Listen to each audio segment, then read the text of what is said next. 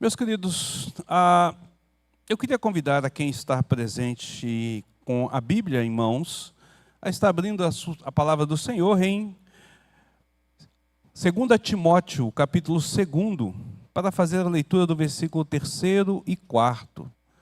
2 Timóteo, segunda carta do apóstolo Paulo ao jovem pastor Timóteo, capítulo 2, versículos de número 3 e 4. 2 Timóteo, capítulo 2, versículos 3 e 4. Para aqueles que usam uma tradução diferente da revista e atualizada e daqueles que não têm a Bíblia em mãos, a nossa equipe de multimídia tem projetado aqui no telão o versículo para que vocês possam acompanhar. Estarei fazendo a leitura e gostaria que vocês acompanhassem. Diz assim a palavra do Senhor: participa dos meus sofrimentos como bom soldado de Cristo Jesus.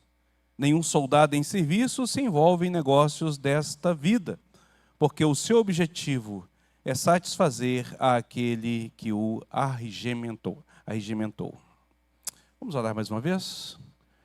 Maravilhoso e bondoso Deus, graças te damos por esse momento todo especial desta quinta-feira, onde aqui a nossa igreja tem esse privilégio de receber as autoridades das forças de segurança, as autoridades civis da nossa cidade, para prestar esse culto em ações de graças ao Senhor, pela tua benevolência e tua graça em conceder esses servidores que cuidam da nossa segurança, que cuidam, ó Deus amado, da nossa cidade, e aqui representam o cuidado de todo o nosso estado e de toda a nossa pátria. Que o Senhor seja, então, engrandecido através deste ato, porque nós reconhecemos que tudo depende de Ti e procede de Ti. E ao Senhor, então, nós nos rendemos e glorificamos o Teu nome, pedindo que fale a cada coração, através da Tua palavra, nesta noite, em nome de Cristo Jesus. Amém.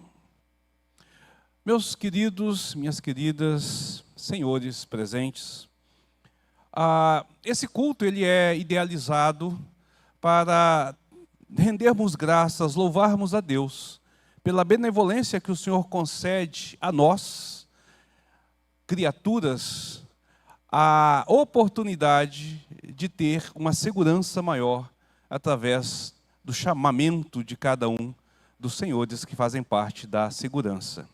Afinal de contas, por mais que vocês possam ter escolhido os vários caminhos que o levaram à carreira militar, a área da ostensiva, ou seja, na área defensiva ou preventiva, que trabalhem ali na segurança da nossa cidade, do nosso país. A carreira militar, ela não é uma vocação comum, ela não parte de forma alguma do desejo deliberado da mente humana, por mais que você possa achar que isso seja. Porque Paulo, lá em sua carta aos Romanos, no capítulo de número 13, versículo 1, ele vai dizer: não há autoridade que não proceda de Deus, e as autoridades que existem foram por ele instituídas. Perceba, senhores, então, que esse chamamento e essa caminhada na carreira militar, na carreira policial, na carreira de servidor, ela é algo dado pelo próprio Senhor, é uma vocação para que possam exercer esse serviço honroso de proteção, de cuidado e de zelo da nossa sociedade. Aquele Deus que convoca a cada um de vocês para essa atuação é o mesmo Deus que procede com a orientação e com o cuidado, também com a proteção, correspondente a esse chamado divino. Aqui nós estamos diante de uma nova carta do apóstolo Paulo, já na sua velhice, escrevendo ao jovem pastor Timóteo. Ele está orientando sobre o seu chamado ministerial, sobre a sua conduta diante do ministério, sobre a sua orientação para com a igreja de Éfeso. Ele é pastor nesta igreja, havia escrito a primeira carta, agora está escrevendo a segunda carta. Paulo não é da área militar. Paulo nunca serviu, ainda que em nenhum dos registros possa contar, a carreira militar. Paulo era um teólogo, criado aos pés de Gamaliel, para aprender das Escrituras Sagradas. Mas durante um período da vida de Paulo, por conta da perseguição aos cristãos, Paulo teve a oportunidade de viver na cidade de Roma e ser ali guardado pela polícia da cidade de Roma, né, pelos preterianos ali, que ali estavam, pela guarnição de César, uma polícia especial que cuidava tanto da segurança do imperador, quanto da proteção da cidade de Roma. Durante alguns anos, Paulo esteve então acompanhando essa guarda pretoriana. E Paulo era servido com 2 soldados que ficavam dioturnamente ali, guardando e cuidando da sua realidade ali enquanto prisioneiro. Paulo então teve a oportunidade de conhecer um pouco dessa área militar e conhecer a história, aproveitando a oportunidade para falar do Evangelho de Cristo a estes guardas, a estes soldados. E muitos deles vieram à fé a partir dessa orientação de Paulo. A grande questão é que Paulo, enquanto ele estava ali, ele percebe e ele conhece o chamamento e a carreira militar dos soldados de Roma. E quando ele então escreve essa carta ao Timóteo, ao jovem pastor Timóteo, ele vai fazer uma alusão ao chamado militar, ele vai fazer uma alusão à obrigatoriedade e ao desempenho do soldado militar com respeito à própria ação do cristão, no seu chamamento como servo do Senhor. E Paulo, então, coloca desta forma, apresentando essa realidade. Ele começa dizendo assim: participa dos meus sofrimentos como bom soldado de Cristo. Perceba que ele vai agora usar a metáfora do soldado para poder falar sobre o trabalho cristão. Queridos, eu fico impressionado com isso, porque esta realidade que aqui se apresenta é de alguém que reconhece numa vocação comum a própria ação de Deus e o cuidado de Deus. E tamanha é a importância do soldado sobre a sociedade, que Paulo diz que as próprias características e qualidades deste soldado deveriam de estar sobre o povo do Senhor, sobre o cristão. Paulo aqui está homenageando o soldado e está apresentando essas qualidades como qualidades que nós cristãos devemos de ter. Então, os senhores que servem no policiamento, que servem na guarda, na proteção, que servem nos bombeiros, que atuam no regime militar, também são espelhos para nós cristãos a partir das suas condutas. Mas o que Paulo então está ensinando? Paulo apresenta 4 verdades necessárias para que haja um bom desempenho na carreira militar. Ele começa dizendo que é preciso ser um bom soldado. É preciso ser um bom soldado. Não basta ser um soldado. Os senhores devem seguir na carreira militar com excelência. É preciso demonstrar, tanto no caráter pessoal, quanto no exercício da função, a qualidade de um bom soldado. Porque os senhores são representantes deste povo, mas vocês também são exemplos para o povo. São exemplos para o cidadão de bem. Então, o caráter que os senhores exercem, a função que os senhores exercem, exige, para que vocês possam desempenhar um bom papel, essa característica de ser bom naquilo que os senhores estão fazendo. Paulo também vai dizer que é preciso estar disposto a sofrer. Ainda nesse versículo de número 2, ele diz, versículo 3, participa dos meus sofrimentos. Ele diz que o bom soldado, ele passa por momentos de sofrimento. E a carreira militar, nós sabemos, é cheia de perigos. Os senhores não estão num passeio turístico, mas estão numa missão que muitas vezes leva a colocar em risco a própria integridade física, a própria vida dos senhores. Enfrentam o medo e a morte, encaram perigos para que a sociedade possa ter, então, o seu descanso e a sua segurança. Cada um de vocês, então, devem estar disposto a exatamente enfrentar essa realidade. É preciso estar disposto a sofrer diante das consequências que o próprio ofício sobrecarrega a vida dos senhores. Paulo também vai dizer que é preciso ser focado naquilo que faz. Ele diz: nenhum soldado em serviço se envolve em negócios desta vida. Quando Paulo coloca esse envolve-se em negócios dessa vida, Paulo está falando sobre o soldado quando ele sai para o campo de batalha. William Barclay, comentarista bíblico, ele vai dizer que na época dos romanos era comum que aquele que era regimentado para a guerra, que era aliciado nas legiões, fosse direcionado a não casar, fosse direcionado a não plantar a vinha, a não construir uma casa, a não criar para si um rebanho, porque eles deveriam de estar com toda a atenção voltada para a sua missão, para o campo de batalha. Eles não poderiam se ocupar com os negócios desta vida, que nós, cidadãos civis, deveríamos de nos ocupar, para que eles pudessem, então, desempenhar o seu bom papel. Esse envolver-se é de tal forma colocado que o ofício do soldado, ele deve de estar totalmente voltado para essa realidade, que é o exercício da sua missão. A sua mente deve estar concentrada naquilo que ele irá realizar. Pensamentos duvidosos, dúvidas sobre a ação a ser tomada, não podem existir, porque o desempenho da missão pode ser crucialmente definido por indecisões e por envolvimentos e dúvidas sobre o que está se fazendo. A carreira exige de vocês essa dedicação. Ainda que no momento de folga, ainda que no momento de lazer, ainda que nas horas em que vocês não estão em serviço, vocês possam desenvolver outras atividades. O policial está sempre atento, está sempre pronto para ser chamado, e ele não pode ter embaraços que o deixe de estar na linha de frente. Então Paulo vai dizer que nenhum soldado ele deve se envolver com as coisas deste mundo. Então ele precisa automaticamente estar focado naquilo que ele faz. Precisa de ter um pensamento de que ele serve ainda que esteja em licença.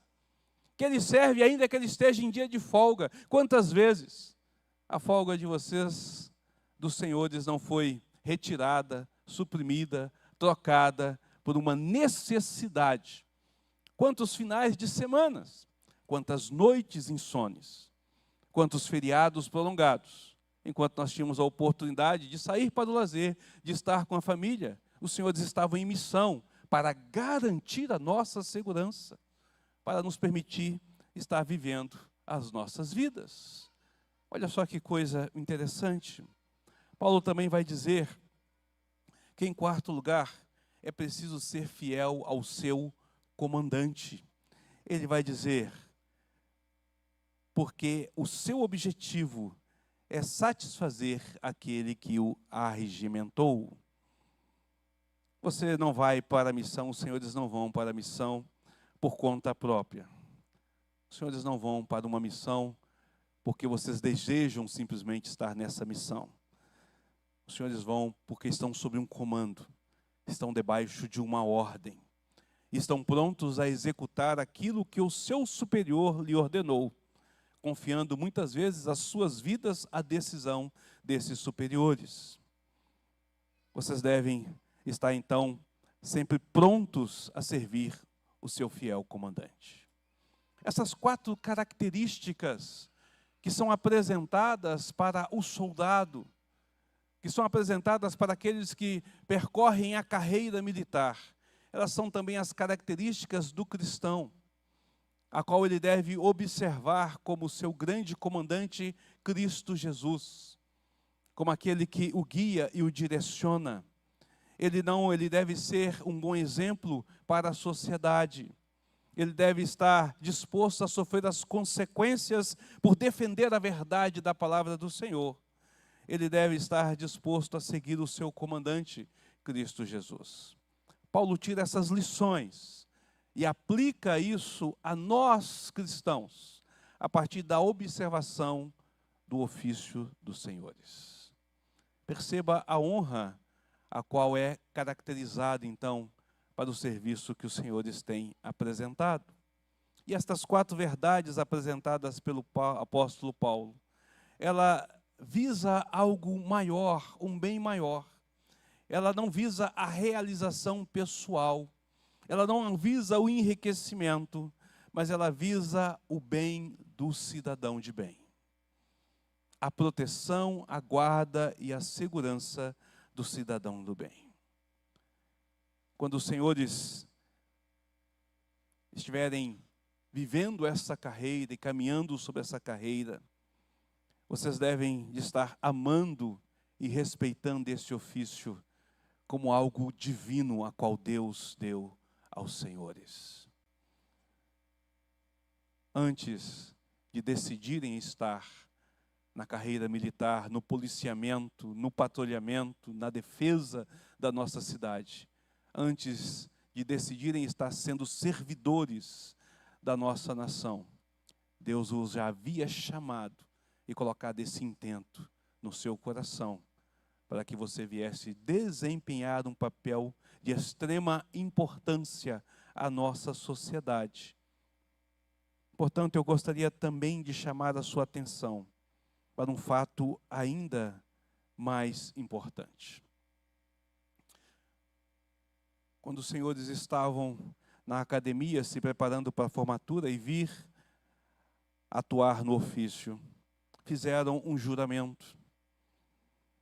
Há vários juramentos que são feitos, em que os senhores se comprometem em guardar a moral, a ordem da nossa sociedade, em respeitar a nossa Constituição e as leis do nosso país, em cumprir a missão da integridade, de manter a integridade do cidadão. Vocês se dedicam à carreira e à vida, à manutenção da ordem pública e à segurança de cada um de nós. E no cumprimento do seu dever, vocês prometem que, ainda que seja preciso, sacrificarão a vida por isso, por cada um de nós. Os senhores merecem o nosso respeito. Os senhores merecem toda a honra devida ao ofício que estão exercendo, que estão atuando para o bem do cidadão de bem.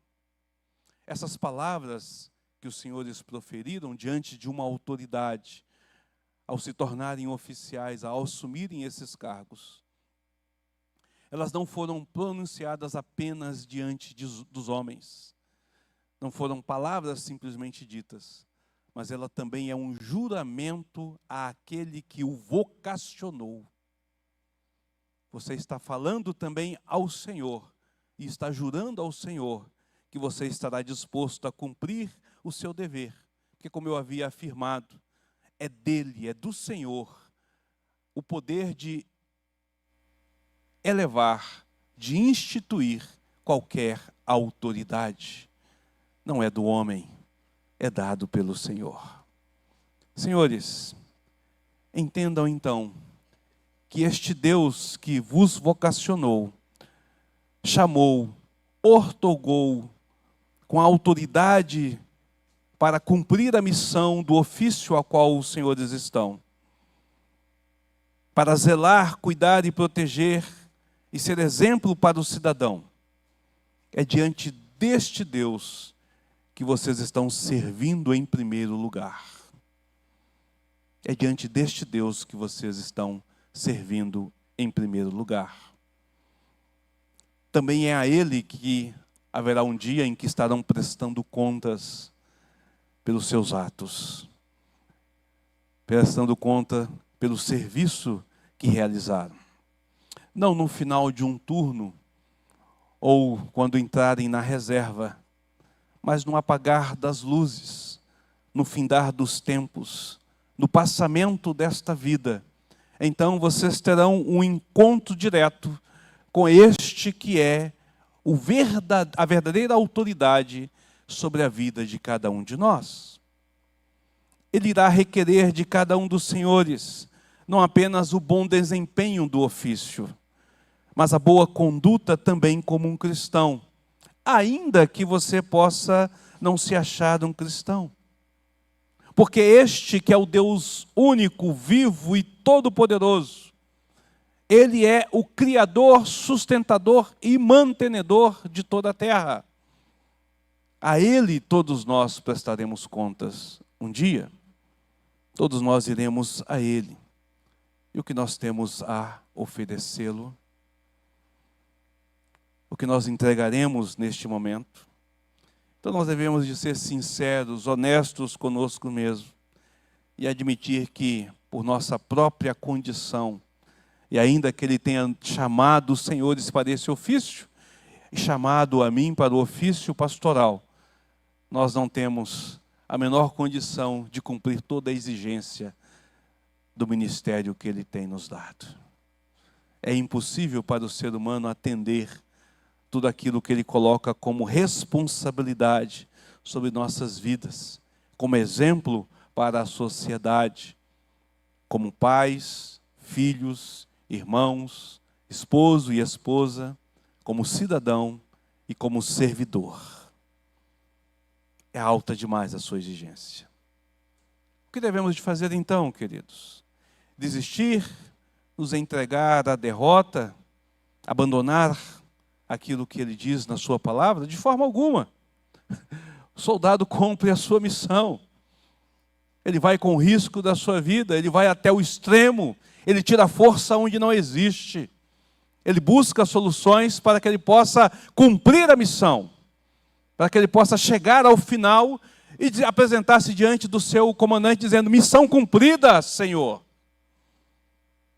Essa também deve ser a nossa postura diante deste Deus.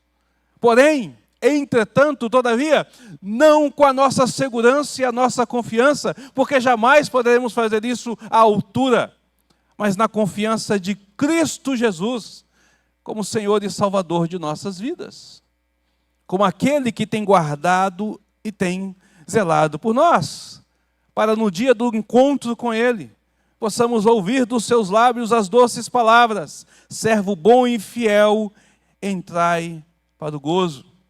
Para que isso aconteça, meus queridos, basta única e exclusivamente o reconhecimento do Senhor Jesus como o suficiente Salvador de nossas vidas. E eu não poderia falar aos senhores sem apresentar esta realidade, sem dizer que este, que é o eterno e poderoso Senhor, que é o que vocaciona os senhores para este ministério, que nos chama para uma vida de justiça e retidão, é aquele também que promove a condição, nos justificando diante das nossas falhas, para que nós possamos encontrar essas palavras fiéis. Neste culto de ações de graça, pela benevolência do Senhor, em conceder a nós, cidadãos comuns, o privilégio de tê-los nos servindo para que nós possamos ter paz e segurança, eu quero dizer a vocês que Ele também fez o mesmo, entregando a si mesmo, para que os senhores encontrem a verdadeira paz e a verdadeira segurança. Porque ainda que a nossa sociedade possa estar em plena ordem e decência, o nosso interior precisa encontrar a mesma coisa. Isso se faz através de Cristo, o nosso Senhor. Senhores, que Deus possa abençoá-los e que os senhores possam encontrar essa mesma alegria que nós desta igreja encontramos, e a paz, a segurança que este Senhor dá sobre as nossas vidas, também sejam sobre a vida de cada um dos senhores. Vocês possam encontrar Cristo como único e suficiente Salvador. A nossa igreja, a primeira igreja presbiteriana de Araguaína, tem como ponto de tradição este culto que é realizado ano a ano. Agradecendo a Deus pela vida dos senhores, mas também alertando para a necessidade dos senhores a ter Cristo como a realidade também sobre suas vidas. E nós estamos aqui para agradecê-los por todo o serviço, entendendo que Deus os chamou de uma forma toda especial para nos servir.